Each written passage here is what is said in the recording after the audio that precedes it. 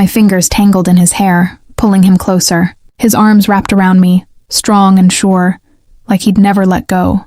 Our bodies pressed together under the blankets. Skin against skin. Heat against heat. Every touch felt like fire. His hand slid down my waist, his fingers tracing slow circles, missing me. His lips moved to my neck. It was just another weekend getaway. Nothing more. Kazuo and I had been inseparable since childhood, our best friends through every storm in life. In high school, he was the guy who would carry my heavy books to the parking lot when my arms ached. When I had my first real heart attack at 17, he showed up at my door in the middle of the night with a tub of mint chocolate chip ice, cream, and a silly joke to make me laugh through my tears. You're never alone, Em, as long as I'm breathing. His name was Kazuo. Messy brown hair that always fell into his eyes, that easy smile that could light up the darkest room, and a heart so kind it sometimes hurt to look at him. We shared everything, secrets, dreams, late-night drives with the windows down, off-key singing to old songs on the radio. But somewhere along the way, between the laughter and the quiet moments, something inside me changed. I fell in love with him, not the kind of love you confess over coffee, the kind that sneaks up on you, settles deep in your chest, and refuses to let go. I buried it deep because losing Kazuo as a friend would destroy me more than having nothing more than him. So I smiled when he dated other girls. When his heart broke, I teased him. Every time he hugged me goodbye, my own heart called his name. I remained silent. That September, the air was crisp. The leaves were turning gold and red. Kazu texted me randomly on Tuesday. Camping this weekend? Just us, mountains. No phone, are you inside? Of course I was inside. We headed out on Friday afternoon, windows down, his playlist blasting, old school rock mixed with indie stuff I liked. He sang in a deliberately creepy off-key way to make me laugh. I'd catch his eye as he drove, the way his fingers tapped the steering wheel, the way the sunlight caught in his hair. We set up camp near a quiet lake, tent, bonfire, marshmallows. As night fell, the fire began to dance between us. I saw him across the flames, his face glowing orange, his eyes shining with the boyish joy he'd never lost. He laughed at the stupid thing I said, threw his head back, and my chest hurt so much I could hardly breathe. If you only knew, Kazu. I wish you knew how much I love you. But I didn't say anything. I just smiled because smiling was safer. We packed up late. The stars were thick overhead. The forest was deeper than we expected. When we reached the winding mountain road, the last bus to town had already left.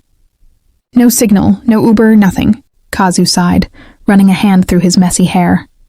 Guess we're not making it home tonight. My stomach turned. So, what now? He pointed down the road. A small neon sign flickered in the distance. Pine Ridge Motel, vacant. We'll crash there. One night. First thing tomorrow, we'll drive back. I nodded, trying to ignore the flutter of butterflies in my stomach. The motel was old school, wood paneling, a single flickering light above the office. The clerk, an older man with tired eyes, slid a key across the counter. Excuse me, there's only one room left tonight. A room, a bed. My breath caught. I looked at Ryan, waiting for him to argue, ask for a cot, something. But he just pulled out his card. That's fine. We'll take it. The room was small. A queen bed in the middle, thin curtains, a small bathroom. The heater hummed weakly against the mountain cold. Ryan dropped his bag. You take the bed. I'll collapse on the floor. I have my jacket. It'll be fine. Ryan, no, you're going to freeze. Get a bed. I can... He smiled, that same protective smile from high school. Remember that camping trip sophomore year? It rained all night. I slept on the wet ground and survived. This rug is a luxury compared to that. I laughed, but it came out shaky. You almost got hypothermia. Okay, so relax. I got this. He spread his jacket out on the floor like a blanket and turned off the lamp. Darkness engulfed the room. I slid under the thin comforter, heart pounding. Sleep refused to come. Every thought swirled back to him. His laughter by the fire. The way he sometimes looked at me like I was the only person in the world. The way I wanted to reach out and never let go. The minutes stretched on forever.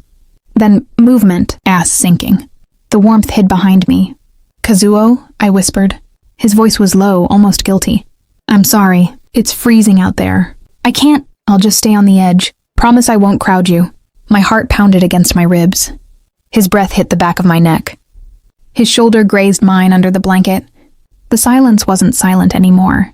It was thick, electric, alive with everything we'd never said.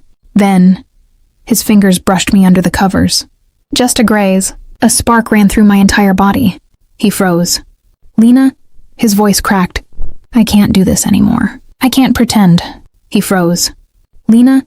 His voice cracked. "I can't do this anymore. I can't pretend." I held my breath. "I know this could ruin everything. I know you probably don't feel this way. But I've loved you for years, since high school. Every time you cried on my shoulder. Every time you smiled at someone else. It killed me. I was so afraid to say it. Afraid I'd lose you." Tears burned my eyes. I turned slowly. In the faint moonlight filtering through the curtains, I saw his face, weak, scared, hopeful. "What did you just say?" I whispered. "I love you." His voice broke. "I love you so much, it hurts, but if you don't—" I cut him off, my voice trembling. "Kazuo, I've loved you since the day you brought me ice cream after my breakup. I thought you'd never see me like this. I thought I was just a friend." His eyes widened, surprised. "You, what?" "Yes." Tears fell down my cheeks. "All this time. It was always you." Silence pure, startled silence. Then he laughed, a soft, disbelieving, relieved voice. "We're both fools all these years wasted." I laughed through my tears. "Complete fools." He stepped forward, hands shaking as he cupped my face.